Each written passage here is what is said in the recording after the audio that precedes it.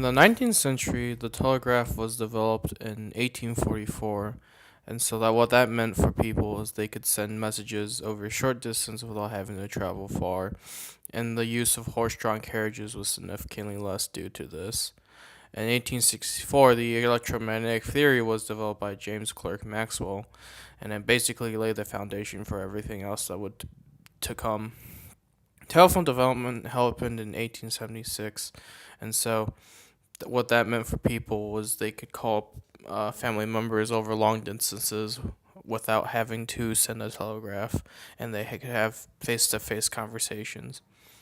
Then in 1887, the oscillator and the wireless receiver made by Henrik Hertz meant that there could telegraphs could travel over a longer distance. And then when Marconi made the wireless telegraph, he made it even better. So now we could send telegraphs over even longer distances, such as across the Atlantic Ocean. And then, however, before that, in the 1890s, there was resonant tuning by Sir Oliver Lodge, and you can now better focus in on the signal, and it can be much clearer. Several significant developments happened in the 1900s. First, there was the 1903 Berlin Radio Conference, which established many issues within telecommunications. One being that communication between stations owned by different companies would have issues there. The the conference ended and they reconvened in 1906, and most of them signed the agreement, except for the United States, and they didn't do that until 1912. Then there was in 1904 the oscillation valve slash radio wave detector by John Ambrose Fleming, and it was used as a detector for early electromagnetic telegraphy. Then in 1907, the audion tube made by Lee DeForest meant that sound waves could be amplified even further now. After 1910, Edwin Howard Armstrong tested all of DeForest's inventions and improved upon them. He made the feedback loop and the regenerative circuit as a result.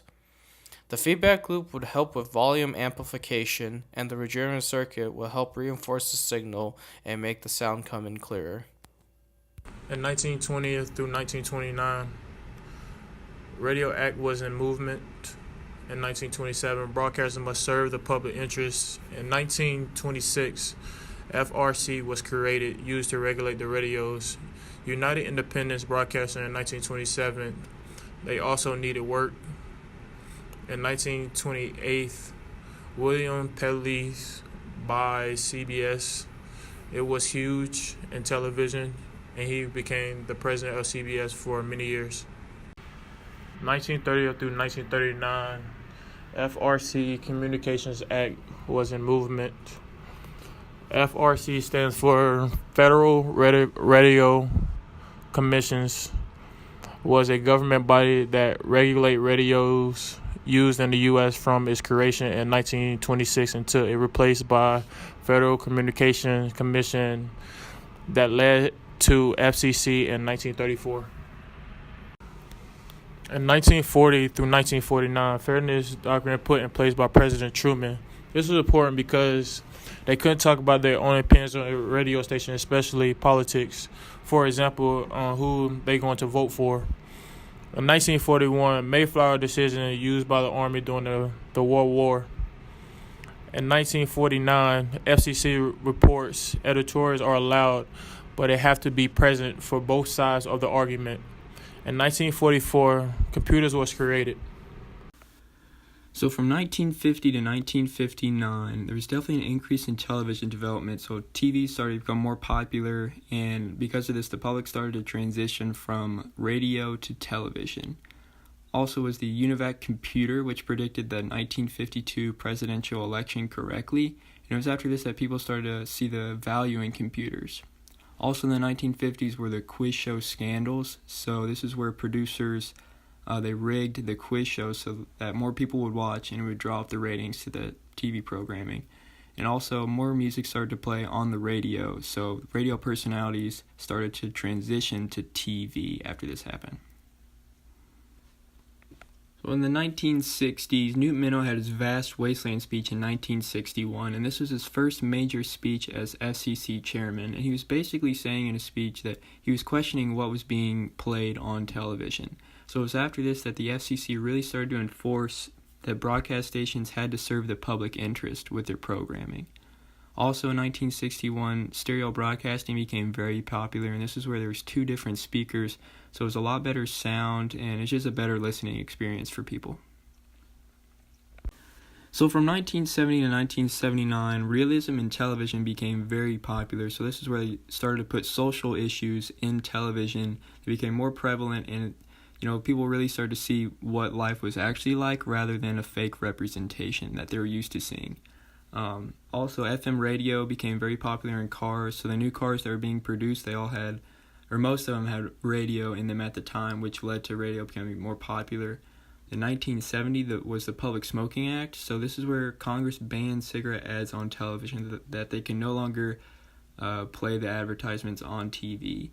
Also was in 1977, this was where the JVC and Sony both had VCRs at the time.